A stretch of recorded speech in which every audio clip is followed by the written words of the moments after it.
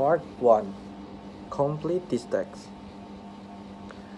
Okay, Sarah, I see you eat soup every day at work. Why are you eating soup every day? That because I love to cook soup. So you make the soup? Yes, it's very easy to make. So you cook it and then you just bring it to work every day?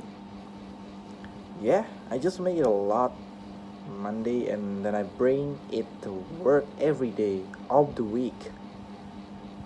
Oh, nice. So, how do you make the soup? What is your secret? Well, I like to cook very easy, so I buy meat that is already cut up, usually chicken, and and then some rice, usually brown rice, and then I buy some vegetable.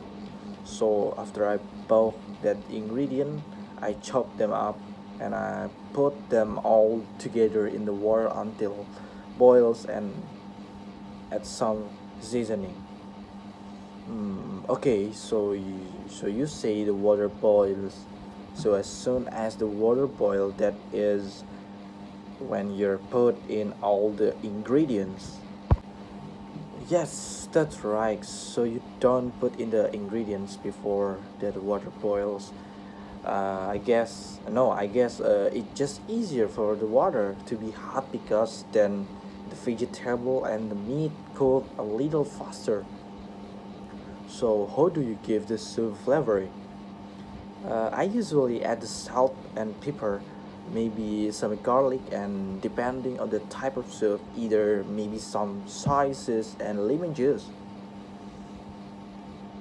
Okay, do you put in the flavoring after you put in the ingredients or before you put in the ingredients?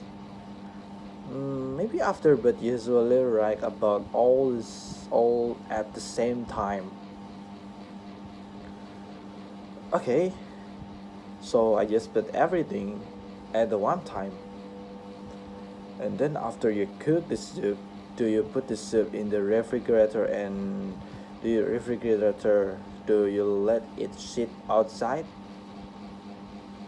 I usually eat some right then and I also put in the containers for the week, but let it sit in the containers of the on the counter for a while for it to cool before I put in the refrigerator.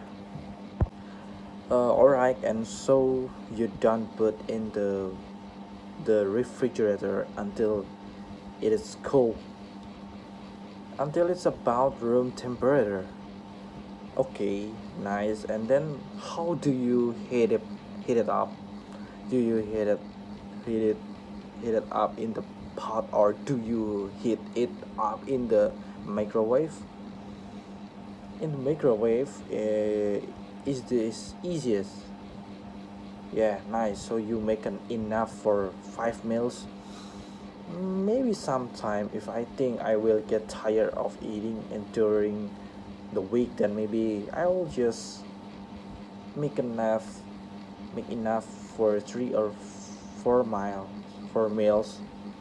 But if it's some kind of that I think is really delicious and I know I want to eat every day, then I will make a lot. Well, if that happen, would you make the soup? You can make it for 6 or 7 and give me a pull. Okay, I will do the next time. Okay, a great thanks. Part 2. Answer the questions correctly. Number 1. When is Tip going out with Jennifer? It's on Saturday night. Number 2. Where's the movie theater? That is in the second line building on the right.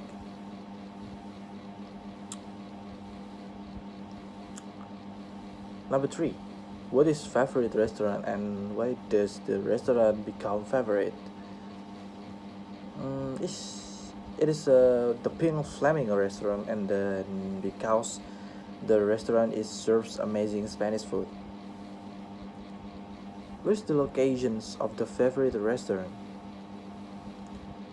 The restaurant is starts from the cinema. Then you can go south on the Pine Street and drive to Third Street and find the parking lot on the left side street. So turn left on the third third street and you can drive to east. You can find the pink flamingo in the building just before the river on the left side. Number 5. Retell the conversation using your own word.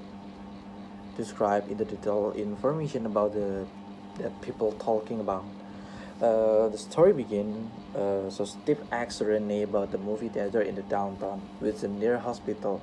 The reason he asked was that he wanted to go out with Jennifer for the Saturday night.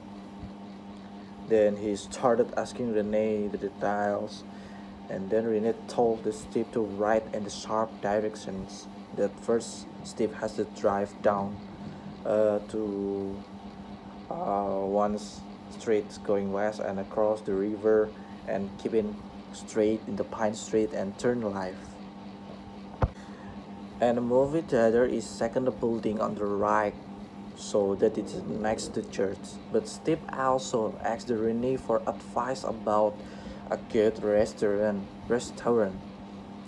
and the direction of its locations. Renee recommend the Pink Flamingo, which has amazing dishes for Spanish food. And to go there, Steve must head south from the Pine Street and across a second street and the drive to Third Street. And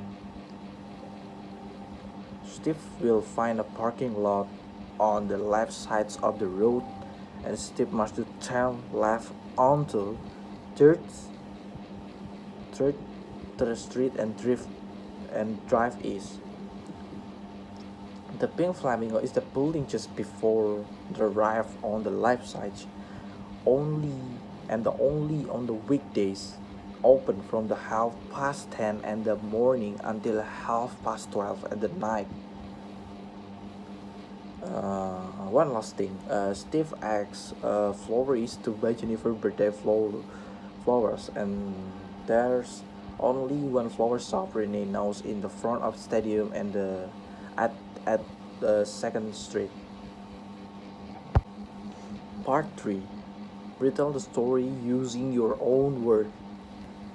The story begins when the shepherd dog who was in despoiled and well fed and starved by his master decided to flee. On on the sad hungry journey he met a sparrow, and the sparrow was willing to help and be a friend, a dog. And then the sparrow helped the dog find meat, bread, and so on, until at last the dog was satisfied and have enough, so they decided to rest. The bird rested on the tree ring while the dog rested on the street just below the tree. A moment later, as the dog fell asleep, come is Mr. Carter carrying the two barrels and wine pulled by three horses and over the roof. Sparrow warned Mr. Carter, but he ignored it.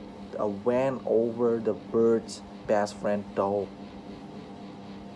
Then the bird got angry and forward to annoy Mr. Carter in his arrogant manner. But Mr. Carter underestimated the bird even more, and finally his journey continued. On the way, Sparrow tried to the burst of the wine barrel with his beak and was finally stripped of it, and Mr. Carter got angry. Then the bird pecked at the horse and bullied the horse, intending to kill the bird, but instead he killed the horse with the axe and more beat it twice until Mr. Carter had down in twice again is on his horse until finally his horse was killed at his, his own hand. And again the sparrow bearing a hole through the second wine barrel and all of Mr. Carter's wine barrel are gone. Mr. Carter has finally decided to go home and empty and angry. When he got home, his wife went hysterical and said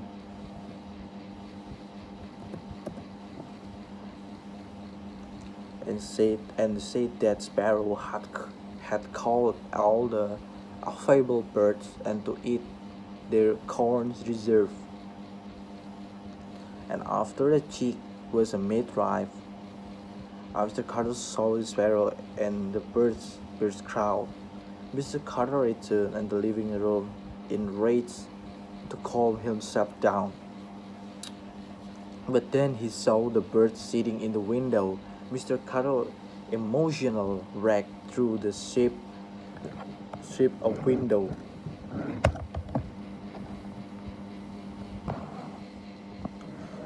But it missed, and the bird just moved by flying somewhere else. He keeps trying until, with an axe, but unknowingly destroying the room. After his wife caught the bird, Mr. Carter tried to torture him by eating him alive, but his mouth, he tried to run away with with his wings flapping. But when Mr. Carter's wife asking by him to kill the sparrow, as soon as the axe accidentally it killed Mr. Carter in the head.